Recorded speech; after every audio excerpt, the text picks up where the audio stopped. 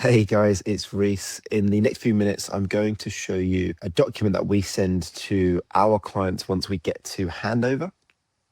So this is where we have finished working on the app or the piece of software, whatever the project may be, and they're getting ready to actually launch. We send them this document and we call it the soft launch guide.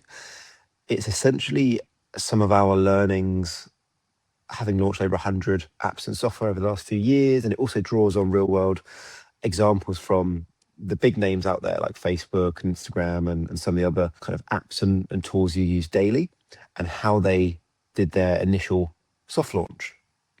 So one of the biggest mistakes we see founders making is once they get to that point of handover, so once we've built the app with them, they then rush to launch and they want to do this big launch and tell everyone and think that the floodgates are going to open and you're going to get loads and loads of people straight away. And that just isn't how it happens. I've done over 100 launches. That's not happened once. The reason that doesn't happen is because you don't often is the case. You don't have distribution yet. So you have the product, which is ready to test your initial assumptions and theories, but you don't have distribution. And distribution is what gets eyeballs on the project. Distribution can come in many different factors. It can be, or form factors. It can be through organic content on social media, posting about your app or your software. It can come from paid media, so Facebook, Instagram, LinkedIn, Google ads. It can come from long-term strategies like SEO, where you're putting out content for Google to digest and give you some kind of ranking in Google search adjacent to the problem that you're solving. Or it can come from things like influencer marketing and partnerships. So there's lots of different ways to get distribution, and that's where you get essentially eyeballs on your startup.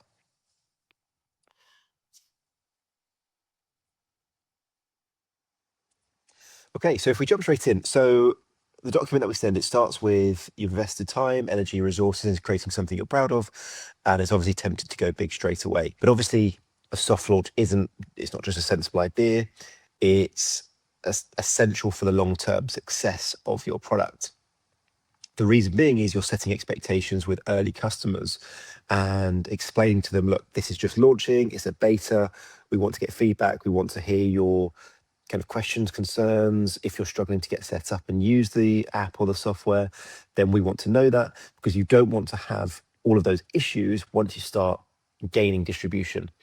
The idea with a soft launch is to launch to a very small subset of people, iron out all of the bugs, issues, problems, questions. And lots of the times it's not actually bugs. We do, at least with Creator Concepts, we do 2 or 3 different rounds of testing before it goes live. So oftentimes it's not actually bugs, it's just differences or a gap in expectation between what us as developers build, you as the founder envision, and then obviously we're aligned on that, and then what the customer or the user is expecting. That's where the gap is, and that's where they go, I thought it would work like this, but actually it works like that.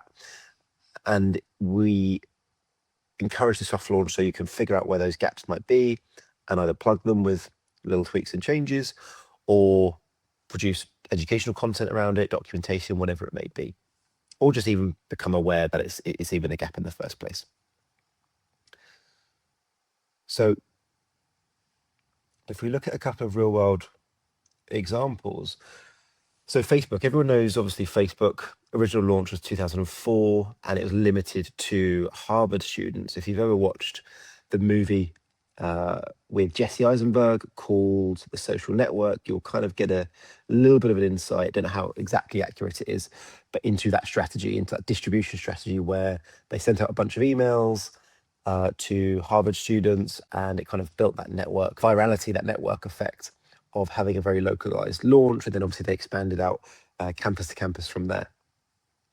Now, what isn't so much focused on is actually the fact that that allowed for a really tight, controlled testing group where not doing a massive public launch meant that although the app or the platform at that point had inherent virality and demand, it was still in a very controlled manner where scalability issues could be fixed, security issues could be fixed, whatever it may have been, at a scale that was manageable for Mark and the rest of the team who built it, it obviously laid the groundwork for a stable long-term product over time. And that's really just the benefit of doing a localized small launch, is you can kind of figure out what's right, what isn't right, and then expand out campus to campus in their case from there.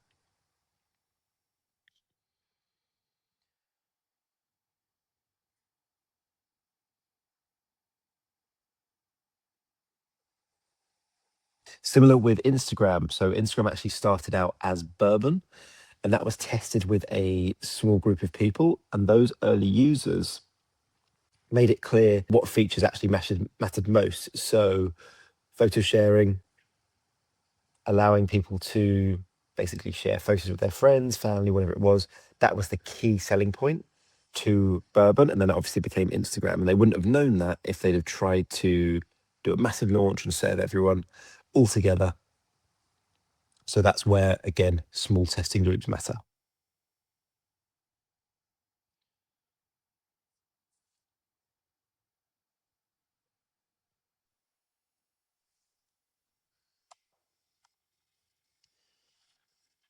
The third key benefit to a soft launch is actually building a really strong foundation for user support. So when you launch an app or a software platform, it's also giving you not only real-time feedback, but giving you the opportunity to put in place systems and processes for handling customer questions, queries, concerns, support tickets, whatever it may be. That's a really beneficial thing to have, because when you do start to expand and, in Facebook's case, go into other campuses or whatever it may be, go into different jurisdictions, areas, you've got processes and systems in place to handle large amounts of support queries and emails or live chat without being overwhelmed and without overwhelming your team, and managing kind of anxiety from that point of view. So you've got a really strong foundation for user support. Good example here is we've got is Slack soft launching to specific teams first, handpicked. They controlled the rollout, helped refine the onboard experience, and basically built a support process around that. Obviously, with Slack being B2B, there's going to be a lot more support queries and questions from business users on how to do certain things, and figuring those out early allowed them to put in the strategy and processes to manage that at a wider scale. You also avoid negative publicity from any early mistakes. So if you launch very publicly and there are issues or problems or bugs or gaps in user expectation versus reality, then you'll find that people aren't hesitant to leave negative reviews online, slating the product, and you don't want that. It's very, very difficult to undo a bad impression, and it's much easier to just prevent that in the first place by doing controlled rollout and ironing all of those issues out before you go live. So avoiding negative publicity is a big one. That saves you a whole bunch of worry and anxiety on the back end, behind the scenes, because you'd have kind of built that strong foundation from the start. So Snapchat's earliest iteration was actually called Peekaboo, which basically had multiple user experience issues and bugs during its first limited release. And they were able to fix those very quietly, meaning that when they did start to scale, the wider public never encountered those bugs and those issues that kind of were present in the first version. And then finally, setting realistic expectations. Software is never perfect, so no app launch is fully complete. This is the key thing that we tell the founders and clients that we work with, is you shouldn't be trying to put all of your features into the first version. You want to launch with one or two key features that solve the problem or help people get from A to B. And then you can add things over time based on user feedback and customer demand. Everything evolves as you gather that feedback. You might have 10 feature ideas, and when you launch, you actually realize only one of them was relevant and no one actually wants the other nine. So getting that feedback and setting realistic expectations from the start is very important.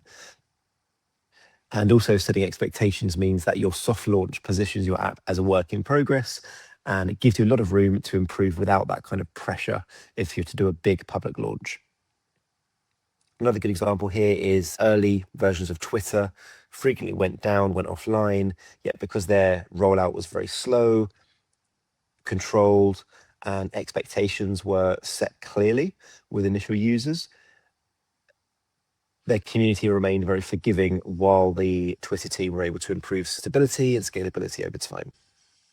So, in practice, how do we do that? So, how do we manage those initial beta users and set clear expectations?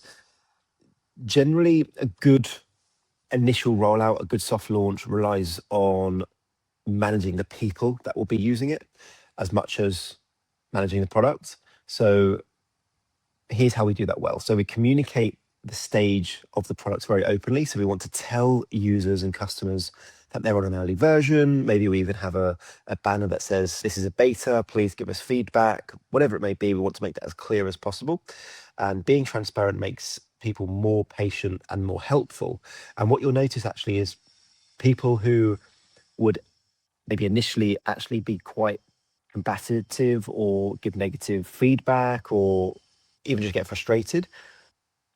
If you tell them that it's an early stage product and that you want them to be part of the kind of founding community to help the product grow, they actually switch and they contribute significantly. They'll jump on calls with you, give their time for free to help improve the product, especially if your app or software is improving their lives in some way. Maybe it's solving a problem, maybe it's giving them connection to something they didn't have before, whatever it may be. If you're providing them any kind of value and your mission is to provide that value, then just being honest about the early stage of the product means they're likely to give you good feedback and support the kind of growth and improvement of it. Also make it clear what's not included yet. So most teams and most founders fall into this trap of only talking about what's actually in the app already. And this isn't always a good strategy because you'll have a disconnect between what you're talking about versus what customers might need. So you can actually reduce confusion by saying what isn't yet available, but what's on the roadmap. The reason you can do that is you can sell part of the vision of your product. You can excite and motivate those early users to become product evangelists who will want to refer other people to it and kind of keep them locked in based on what's on the roadmap and how it's going to improve over time. Now, obviously, you want to deliver on that promise, but it's a really great way of kind of selling the dream of what your products might become, as long as obviously you can fulfill that. Keeping the focus narrow, so guiding them to the features or flows you want validated or you want tested. Don't just give people the app or the software and dump them in it and say, give us some feedback later. It's really important to sit down with them if you can, whether that's over Zoom or even physically. Some of our clients do that in person in an office in kind of B2B spaces, and guide them to the features or the areas of the software or app that you want them to focus on. If they're wandering around looking at areas that maybe aren't finished yet or places that work already within the app, then you know that's kind of not valuable. You want to shift their focus into areas that you want to capture as much feedback on as possible. Setting expectations for communication. So again, if you're doing a beta, if you're doing a soft launch, then you might want to tell users how quickly you respond to their feedback. There's nothing more frustrating for them than if they are giving their time to provide you feedback and then not hearing back for weeks on end or not hearing back at all. You know, if they're committing some time for basically no money, you should give them some kind of response, even if it's just an acknowledgement, and trying to be upfront and open about how quickly they will get that is a great way to, again, set expectation. Most things in business and launching startups, especially in kind of app and software, is expectation setting. That way you avoid any kind of disappointment and you can fall back on, you know, what you've said and how you set those expectations if things go a little bit crazy or people kind of get frustrated.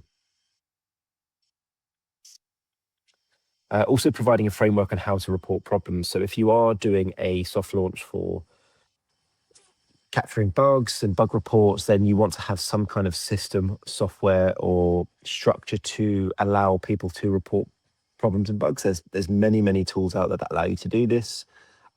User Snap is one where people can screenshot the page and do a bug report, or it could just be a dedicated email channel or Slack channel for people to report bugs and issues. But just having something consistent means that you won't be getting things all over the place. And then finally, just reinforcing that their input matters. Again, people just want to feel like they're involved, especially in the early stages.